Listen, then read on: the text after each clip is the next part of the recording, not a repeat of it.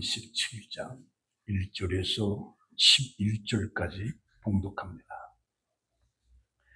야곱이 가나안 땅 곧 그의 아버지가 거류하던 땅에 거주하였으니 야곱의 족보는 이러하니라. 요셉이 17세의 소년으로서 그의 형들과 함께 양을 칠 때에 그의 아버지의 아내들 비라와 실바의 아들들과 더불어 함께 있었더니 그가 그들의 잘못을 아버지께 말하더라. 요셉은 노년에 얻은 아들이므로 이스라엘이 여러 아들들보다 그를 더 사랑하므로 그를 위하여 채색옷을 지었더니 그의 형들이 아버지가 형들보다 그를 더 사랑함을 보고 그를 미워하여 그에게 편안하게 말할 수 없었더라. 요셉이 꿈을 꾸고 자기 형들에게 말하며 그들이 그를 더욱 미워하였더라.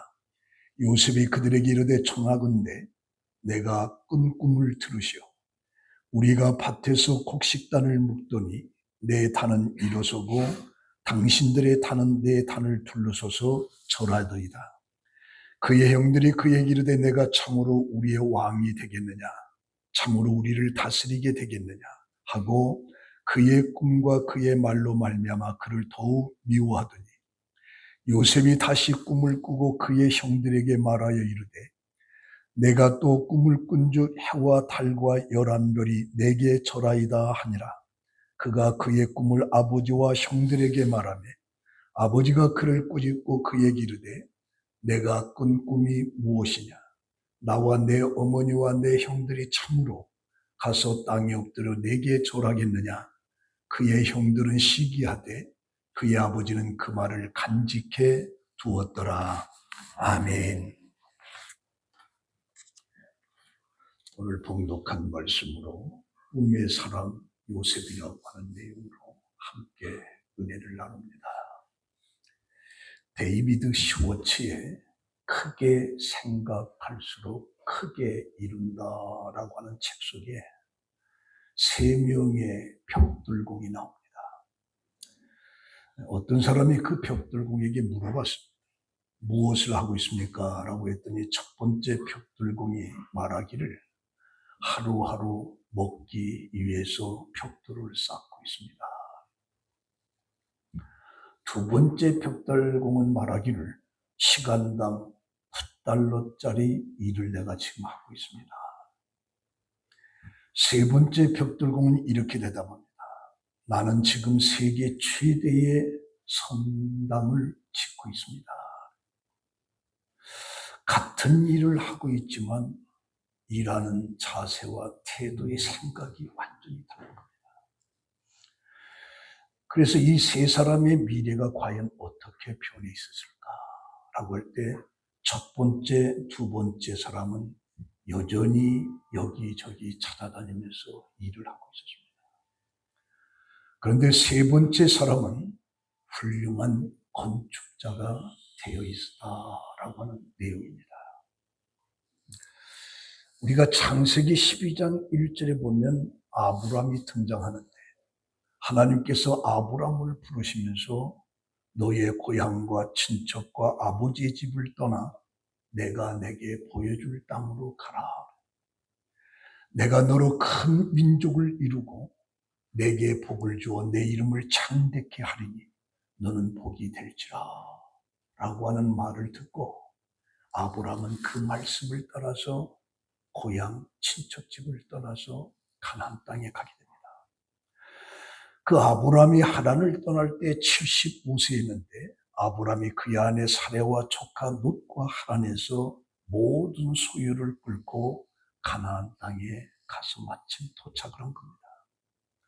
그때 하나님께서 아브람에게 나타나서 내가 이 땅을 내 자손에게 주리라.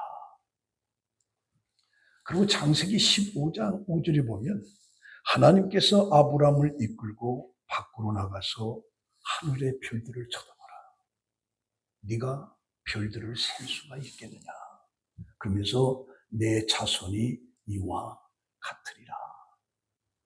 그 말을 아브람 믿었다. 네 자손이 이와 같이 되리라. 아브람 그걸 믿었다. 그 믿음을 하나님은 의로 여겼다. 의로 여겼다.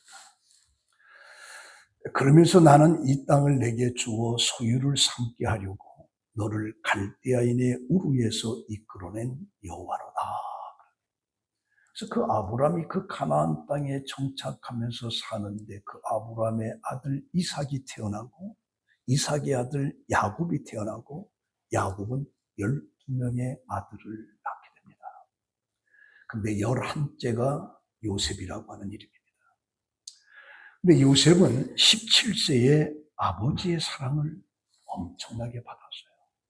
그래서 3절에 보면 요셉은 노년에 얻은 아들이므로 이스라엘의 여러 아들들보다 그를 더 사랑하므로 그를 위하여 채색옷을 지었더니 그의 형들이 형들보다 그를 더 사랑함을 보고 그를 미워하여 그에게 편안하게 말할 수가 없었더라. 여기서 요셉은 어려서부터 아버지의 사랑을 듬뿍 받았어요. 사랑을 듬뿍 받은 이면에는 형들의 미움을 또 엄청나게 받았어요. 그러니까 아버지의 사랑을 받은 요셉이지만 형들로부터는 미움을 엄청나게 받은 겁니다. 그러나 여기서 형들과 요셉의 차이점이 있습니다. 형들을 쳐다보면서 욥은 어떠한 사람이었느냐라고 하는 것을 한 3가지 측면에서 생각하고자 하는데, 첫 번째는 요셉은 꿈을 꾸는 사람이었다. 그래서 37장 19절에 보면 요셉이 오는 것을 보고 그 형제들이 뭐라고 하냐? 꿈꾸는 자가 오는도다. 그렇게 말하고 있습니다. 세상에서 가장 무서운 사람 3종류가 있다고 해요. 첫 번째는 죽음을 초월한 사람입니다. 죽는 것이 무섭지 않는 거죠. 죽으면 죽으리라. 그 덤벼드는 사람 정말 무섭습니다. 여러분들 깡패도 진짜 깡패는 뭐냐? 죽으면 죽으리라고 달려드는 사람이 제일 큰 깡패예요.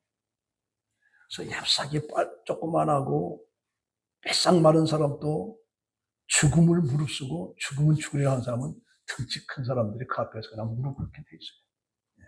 죽음을 초월한 사람이 무서운 거죠. 그 다음에 2번째는 어떤 사람이냐? 재물을 초월하는 사람. 우리는 이 재물을 소유하려고 하는 욕망 속에서 살아가는데 그 재물을 초월한 사람이 있어요. 그래서 그는 돈에 집착하기보다는 그 소유에서 해방되어서, 그래서 보통 사람의 수준에 대해, 이런 사람들이 바로 보통의 사람이 아닙니다. 우리들은 전부 다 소유의 욕망 속에 사로잡혀 사는데 이 물질에 대한 욕심에서 벗어난 사람이 무서운 겁니다. 근데 3번째는 꿈을 가진 사람입니다. 이 꿈을 가진 사람은 과거에 얽매이지도 않고 현재의 삶이 아무리 어려워도 낙심하지 않습니다. 그런 미래에 항상 희망을 가지고 있어요. 이 꿈을 가지고 있는 사람. 그러다 보니까 이런 사람은 언제든지 즐겁습니다. 언제든지 해피한 거예요. 그래서 이 3부류 중에 사람들은 우리가 감당할 수 없는 사람들인데, 그러나 그 중에서도 가장 무서운 사람이 뭐냐? 꿈을 가진, 비전을 가진 사람이에요. 왜냐하면 비전을 가진 사람은 목숨과 재물을 이미 초월했기 때문입니다. 목숨과 재물을 초월해서 비전을 가진 사람은 세상에 그 어느 누구도 감당할 수가 없습니다. 꿈을 가진 사람. 그런데 이 꿈을 가진 것과 야망이라고 하는 것은 우리가 구분을 해야 돼요. 야망이라고 하는 것은 내 욕구를 채우기 위한 욕망이 불과한 거예요. 그러나 꿈은 야망과는 달라요. 하나님이 주신 어떤 큰 공동체를 위한 그런 꿈, 그건 정말 무서운 것이죠. 모든 것을 이길 수가 있는 거예요. 우리가 성경을 보면 하나님의 뜻을 이룬 사람들 중에 꿈을 받은 사람들이 많이 있습니다. 특히 아브라함은 본토 친척 아비 집을 떠나 내가 내게 지시할 땅으로 가라라고 하는 하나님의 비전을 받고 부모와 정든 고향 땅 모든 것을 버리고 그는 가나안 땅으로 갔어요. 그 꿈을 가지고 가나안 땅으로 간 거예요. 모세도 호렙산에서 내가 너와 함께 있으리라고 하는 하나님의 비전을 받고 출애굽의 사명을 가지고 애굽으로 가면서 바로 앞에 선 것이 바로 모세입니다. 여호수아에게 마음을 강하게 하라, 담대하라, 이 백성으로 조상에게 맹세하여 주리라고 한 땅을 얻게 되리라고 하는 하나님의 비전을 가지고서 그는 담대하게 이스라엘 민족을 요단강을 건너서 가나안 땅을 점령하면서 가나안 땅에 정착하는 여호수아를 보는 거죠. 오늘 성경에 나오는 요셉을 한번 보세요. 요셉이 하루는 꿈을 꾼 겁니다. 밭에서 곡식을 묶는데 자신이 묶은 단은 일어서고 형들이 묶은 단 11개는 전부 다 자기와 해서 절을 하는 겁니다. 이 꿈을 통해서 요셉은 놀라운 어떤 비전을 갖게 되는 거예요. 그리고 또 한 번 꿈을 꿨는데 해와 달과 11별이 전부 다 자기에게 엎드려서 이제 절을 하는 그런 꿈을 통해서 요셉은 비전을 갖게 되는 겁니다. 그래서 요셉은 장차 애굽의 총리가 돼서 이스라엘 백성과 전 세계를 구하고자 하는 하나님의 그 꿈을 요셉은 어려서부터 갖고 있었던 거예요. 그래서 훗날에 요셉은 그때 세계 중심지인 최고의 강대국 애굽을 구하고 애굽을 통해서 그 주위에 수많은 나라를 굶주리면서 구원하는 놀라운 역사가 애굽 요셉에 나타납니다. 자, 그러면 두 번째는 이렇게 꿈이 있는 사람은 꿈이 있기 때문에 모든 것을 견딜 수 있는 힘이 있다는 얘기죠. 견딜 수 있는 힘이. 요셉은 형들로부터 미움을 받았지만 아버지의 사랑 속에 형들의 그 미움, 그래서 이 꿈을 꾼 그 꿈 때문에 요셉은 형들로부터 더 강하게 미움을 받은 거예요. 차라리 꿈이 없었더라면 요셉은 형들한테 미움을 받지 않고 아버지의 사랑 속에서 살아갈 수 있을 거예요. 근데 이 꿈 때문에 요셉은 엄청난 미움 속에 시련을 당하는 거죠. 그래서 심지어 요셉이 그들에게 오는 것을 보고서 꿈꾸는 자가 온다. 꿈꾸는 자가 온다. 그러면서 뭐라고 하느냐? 야, 그럴 것 없이 우리를 그를 죽여버리자. 얼마나 이 형들의 마음속에 요셉을 향한 미움과 시기가 가득 찼는지, 아버지의 심부름 속에 형들이 지금 양들을 어떻게 치는가 가서 보고라고 하는 그 요셉을 보고서 형들은 차라리 죽여버리자.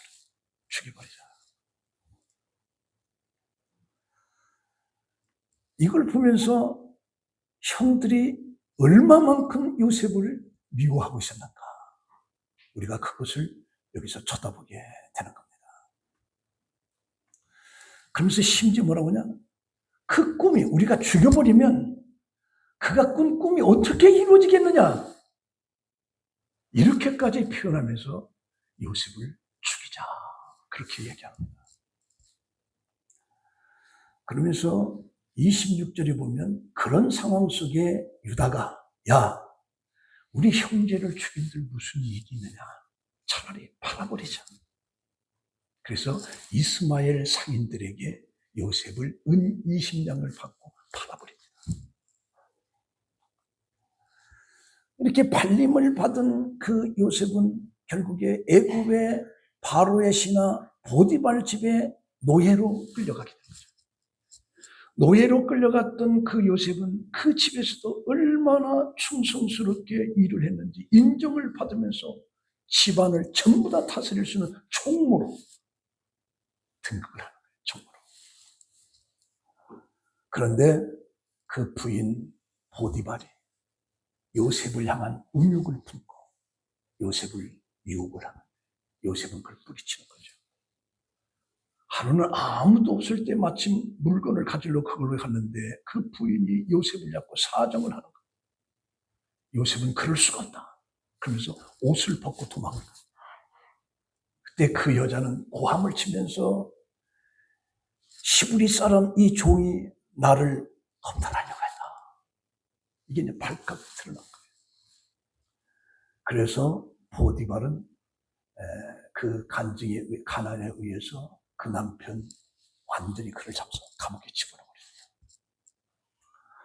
그러니까 이 보디발이 우리가 이 서적을 깊이 좀 이렇게 들여다보면 보디발의 부인이 행실이 원래 좋지 않았다.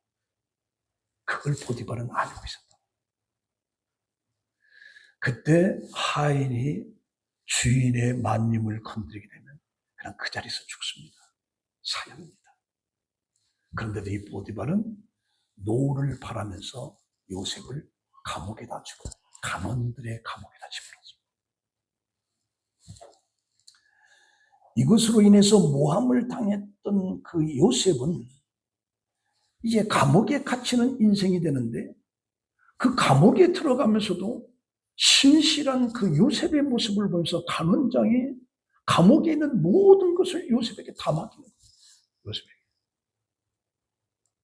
근데 마침 그 감옥 속에 술 맡은 간원장과 떡 맡은 간원장 둘이 감옥에 갇혀 있었어요.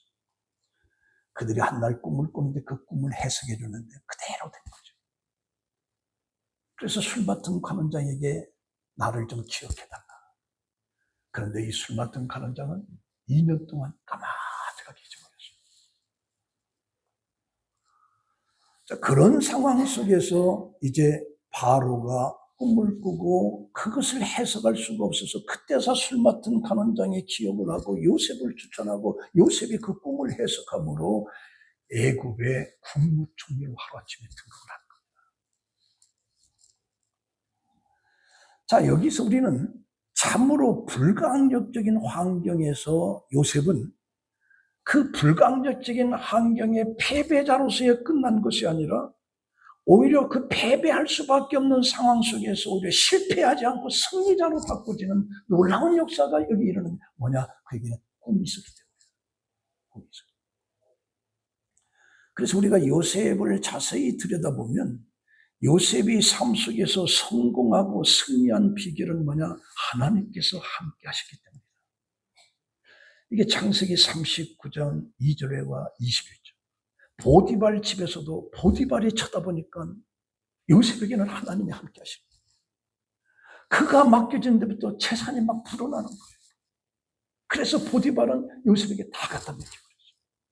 그가 감옥에 들어갔는데도 간수장이 요셉을 보니까 하나님이 함께 계신 거예요.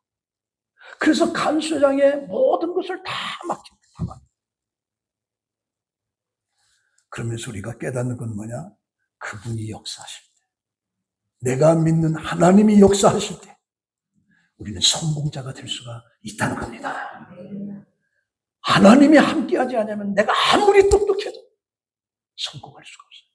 그 실패자로 전락할 수가 없어요. 그래서 우리는 하나님을 기쁘게 해드릴 때 하나님 우리에게 축복을 주신다. 축복을. 여러분, 이 볼펜의 대명사로 알고 있는 모나미를 보시면 그 153이라고 하는 숫자가 쓰여 있습니다. 이 1963년 5월 1일에 그 볼펜이 탄생을 한 거예요. 그 볼펜을 생산할 수 있는 공장도 기술도 없었던 상태에서 벌어진 일인데 좋은 필기도구를 만드는 꿈을 가지고 있던 송상석 회장입니다. 송상석 회장. 그런 꿈을 가지고 잘 해보려고 노력했지만 번번이 실패를 합니다. 그래서 이제 회사가 도산위기에 빠졌을 때 그는 산에 기도하러 올라갑니다. 기도하는데 그에게 회개의 영이 임합니다. 내가 지금까지 살아온 삶을 내가 잘못 살았구나. 뉘우치면서 회개가 그 범죄한 회개를 하기 시작합니다. 첫 번째가 뭐냐? 나는 예수 믿으면서 주일 성수를 제대로 지키자. 바쁘다는 이유로 주일 성수를 지키자. 그걸 회개를. 두 번째는 돈을 많이 벌고도 11조 생활을 하지 못한다. 그걸 회개해요. 세 번째는 뭐냐? 내가 새벽마다 주님 앞에 기도하지 않았다. 기도하지 않은 죄를 범했다. 그러면서 눈물을 흘리면서 회개를 하는 거죠. 그러다가 요한복음 요한복음 21장의 말씀을 읽을 때 베드로가 예수의 지시를 따라서 그물을 던졌더니 153마리의 물고기가 그물에 거친 그걸 쳐다본 거예요. 그래서 이 모나미를 153으로 하자. 그래서 모나미 153 볼펜을 만드는 거죠. 그러면서 하나님이 이 볼펜이 모든 사람 손, 아니 전 세계에 있는 모든 사람의 손에 들려지기를 원합니다. 그렇게 기도를 하고 목표를 삼은 거죠. 그때 세계 인구가 당시 50억이었습니다. 50억 개의 볼펜이 팔린 거예요. 50억. 그래서 그는 부자가 됐어요. 부자가. 그러니까 이 고난 속에서도 성공하는 사람이 되기 위해서는 그 고난 속에서 자기에게 예기치 않았던 환경이 일어날 때 하나님의 시각, 하나님의 깊은 뜻을 쳐다볼 줄 아는 그런 지혜가 필요하다는 거지.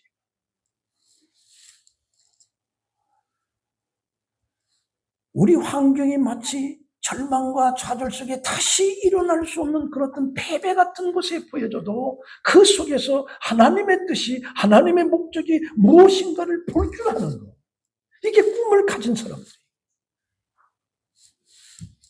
그럼 이 요셉은 어떤 걸 생각했느냐? 하나님은 요셉으로 하여금 고난을 경험하게끔.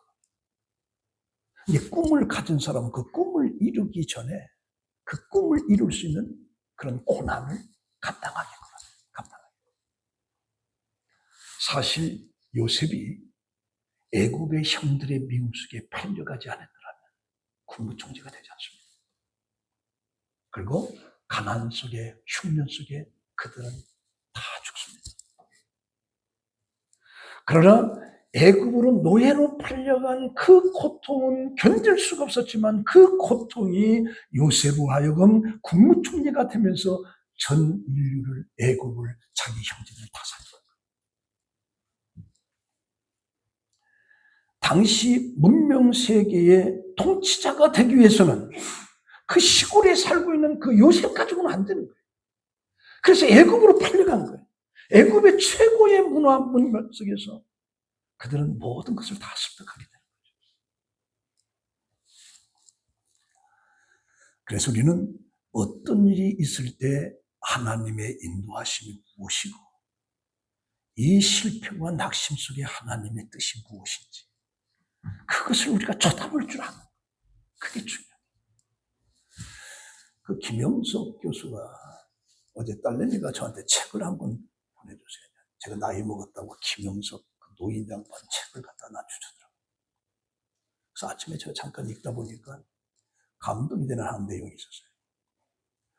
고난이라고 하는 것은 우리로 하여금 더 진실한 삶으로 이끌어간다. 고난 자체가 왔을 때는 너무너무 힘들거지만 그 고난 속에서 더 나은 진실한 삶으로 우리를 이끌어간다는 것이죠. 이끌어간다. 그러면서 그분이 예를 들기를 자기 친구 교수가 7살 난 딸이 죽어가는 겁니다. 그 딸 이제 7살 가피어난 그냥 채롱 피는 그 7살이 그냥 침대에서 병으로 죽어가는 모습을 너무너무 아프다. 그래서 부인과 정성으로 다투었어요. 그런데 소용이 없어요. 딸은 죽어가면서 아버지에게 뭐라고 하냐. 아빠, 나는 내가 먼저 죽으면서 하늘나라에서 아빠 기다릴게. 아빠 기다릴게. 그러면서 뭐라 하냐. 술 끊어. 그리고 교회 다녀. 그 마지막 그 아이의 그 죽어가면서 하는 소리에 그 아버지는 그러나 그렇게 할게. 그리고 그 아이는 죽었지만 그 딸아이의 소원을 들어줘. 그래서 그때부터 술을 다 끈 거예요. 그래서 부부가 교회를 나. 그 딸이 죽는 고난이 있었지만 그 고난이 오히려 이들의 삶을 풍요롭게 만들었다는 얘기죠. 그래서 고난이라고 하는 것은 우리로 하여금 더 진실한 삶으로 이끌어가는 인도가 된다. 요셉이. 그리고 하나님께서는 요셉으로 하여금 실패를 경험하게끔 합니다. 노예로 팔려오게 된 것은 생명을 보호하기 위한 것이고 그 가족들을 보호하기 위한 것이죠. 그래서 우리는 어려운 환경에 처했을 때 그게 실패처럼 보이지만 그 실패가 오히려 우리를 더 보호하기 위한 하나님의 계획 속에서 하나님이 허락하신다라고 하는 사실을 우리는 볼 수가 있습니다. 세 번째는 하나님은 요셉에게 고난을 통해서 성숙하도록 이끌어갔습니다. 요셉은 노예로서의 그 일을 성실히 하면서 많은 사람들을 이해하는 데 도움을 얻었습니다. 그럼 보디발 집에서도 마찬가지고 감옥에 들어서도 내가 억울하게 지금 감옥에 들어와서 절망과 원망과 불평과 남을 하면 얼마든지 할 수 있습니다. 그러나 요셉은 그렇지가 않았어요. 그래서 요셉은 그 감옥 속에서도 리더가 될 수 있는 자질을 연마하는 게 뭐냐? 바로 술 맡은 간원장과 떡 맡은 간원장, 장관급입니다. 그들을 수발을 들면서 그들에 대한 지식, 경험, 대화 속에 많이 얻게 되는 거예요.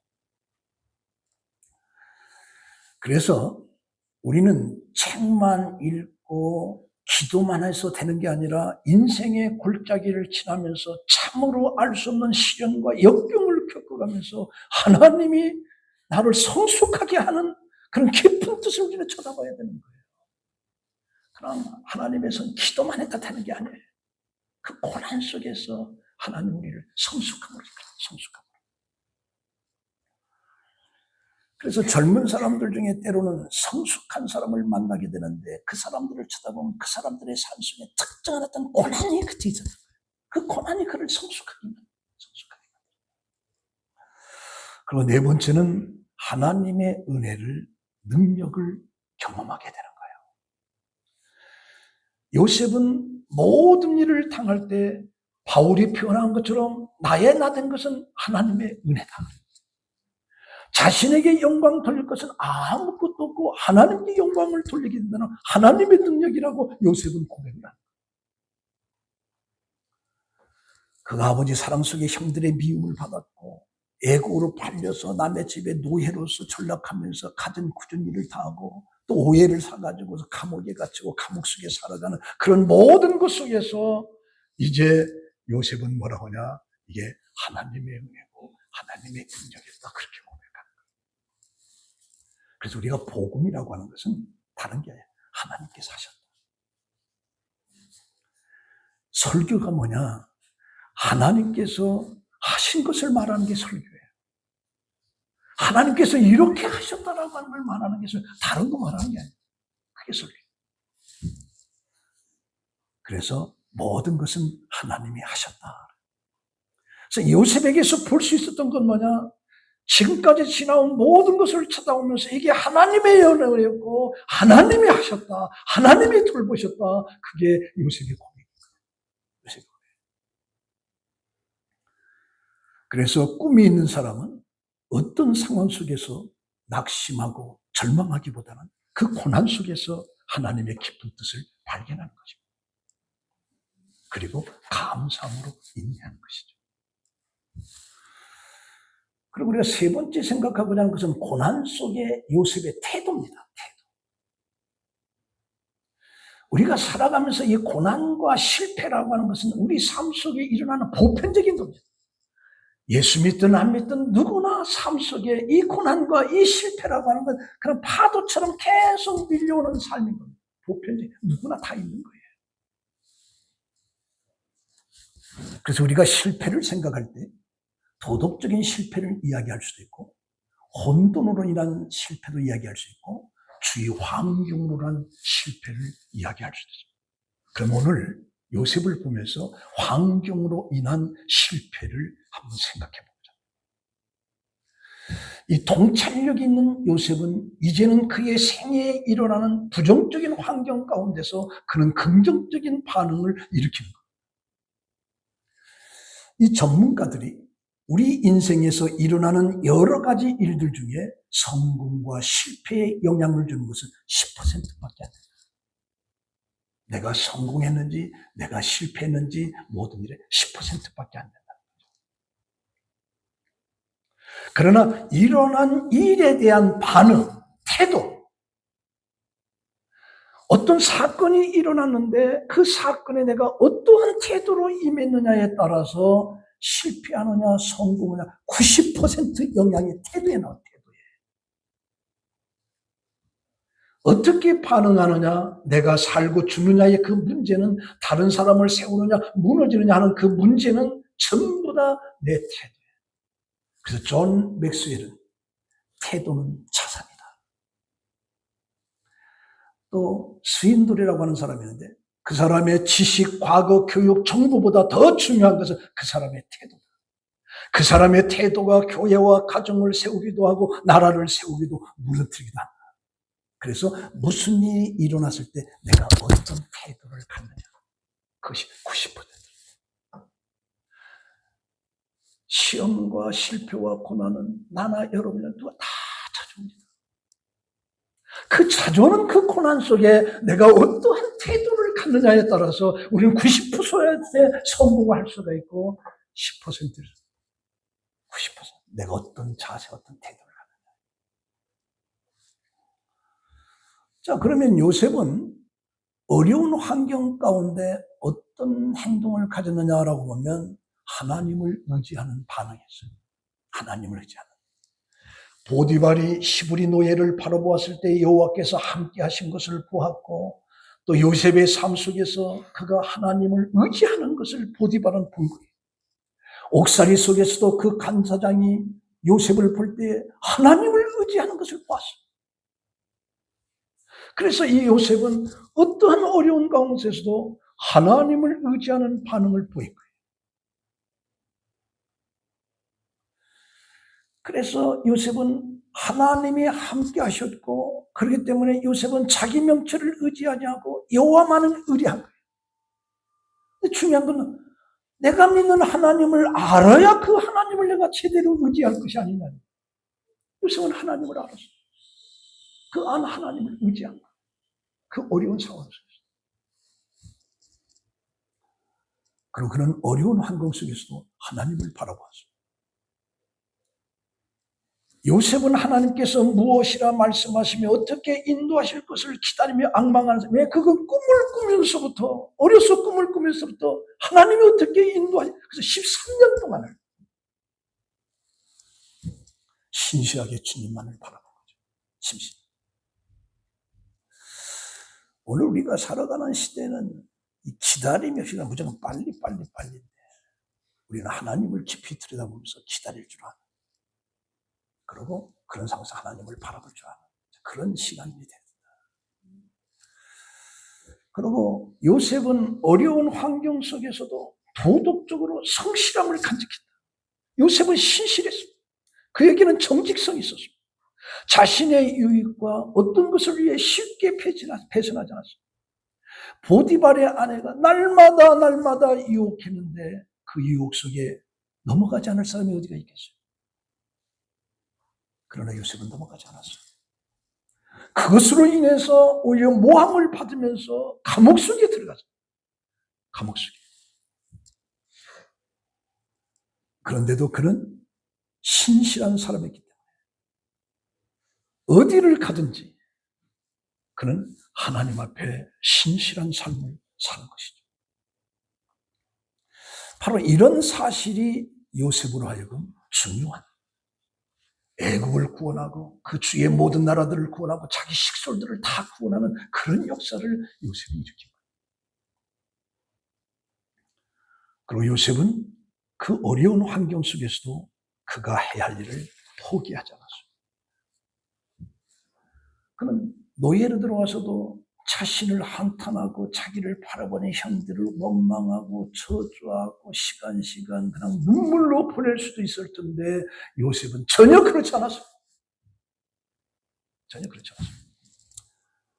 그리고 감옥에 들어가면서도 보디발의 부인을 향해서 원망하고 나는 아무 잘못도 하지 않았는데 나를 이렇게 그냥 얼마든지 할 수 있었는데 그는 아무 말도 하지 않았어요. 그러면서도 꿈이 있기 때문에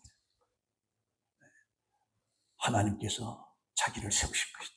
꿈을 이룰 것이다. 모든 것을 견딜 수가 있었던 것이죠. 그래서 우리가 예수 믿는 데는 너무 약삭빠르면 안 돼요. 좀 무지하다. 손해도 좀 볼 줄 알고 비 오면 좀 비 좀 맞을 줄 알고 그 세상을 그렇게 살아가야 돼. 비 한 방울도 안 받으면 뛰어다니지 말고 비도 맞고 때로는 손해도 좀 보고 저 사람 참 무절하는 사람이다 라고 하는 소리를 들으면 그렇게 살아. 요셉이 그래, 요셉이. 그러고 하나 이 요셉을 보면서 그 뭐냐 그 어려운 환경 속에서도 원망의 말이 한마디도 없었어요. 내 신세가 왜 이러냐 한마디도 없었어요. 한마디 원망이. 요셉의 상황 속에서 보면 얼마든지 원망할 수 있는 노예 사건이 많습니다. 형이 주기로 했고 노예로 팔았고 보디발 집에서 충성을 다했는데도 옥에 갇히고 2년 동안 술 맡은 관원장이 나를 배반하고 뭐 기억도 하지 않고 감옥에 찾아오지도 않고 이런 모든 것을 들으면서도 요셉은 한 번도 원망하지 않았다. 왜? 꿈이기 때문에. 우리는 삶 속에 지극하고 작은 일들은 그럼 원망하고 불평하고 낙심하고 사람 너 때문에 했다 이런 일 많이 하죠.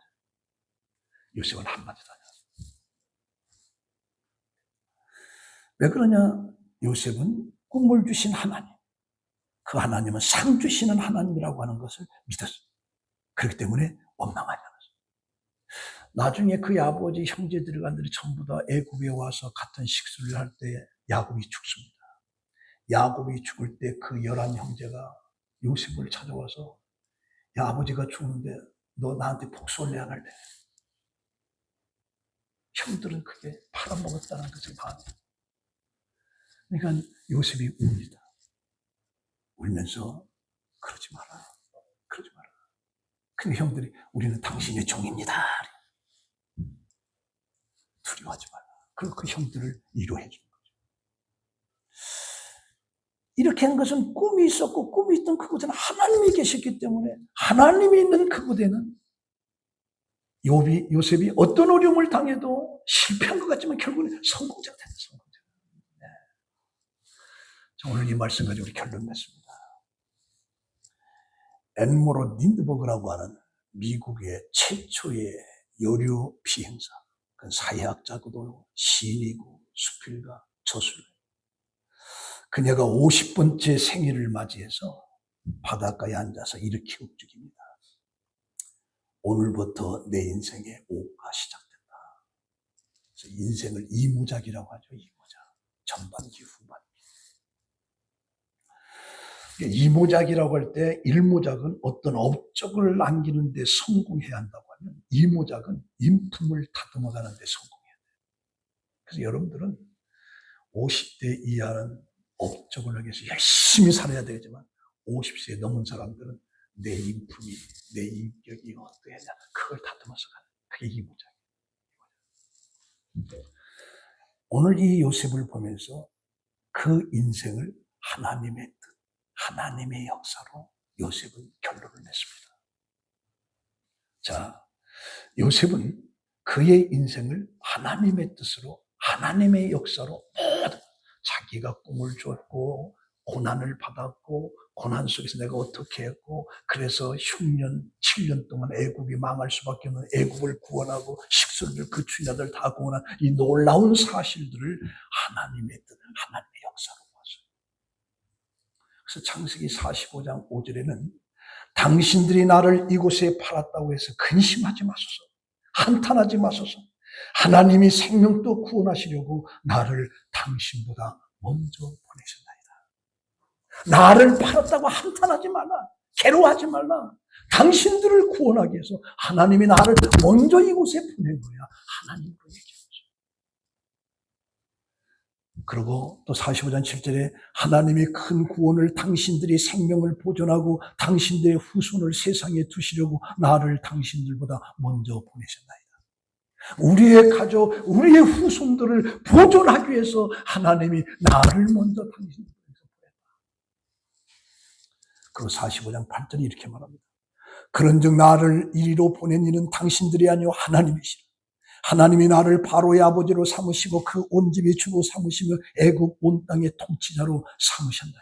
그래서 나를 이리로 보낸 건 당신들이 팔아서 보낸 게 아니야. 아버지가 보낸 거예요. 하나님이 나를 이곳에 보낸 거예요. 그래서 야곱의 모든 인생은 하나님. 그렇다면 오늘 우리들도 이런 요셉을 보면서 여러분들의 실패의 삶들, 고난의 삶을 살들 그 고난 속에 어떻게 하든 그러나 중요한 것은 요셉을 보면서 우리도 결론이 뭐냐? 하나님이 이렇게 하셨다. 하나님이 이렇게 이끌어 주셨다.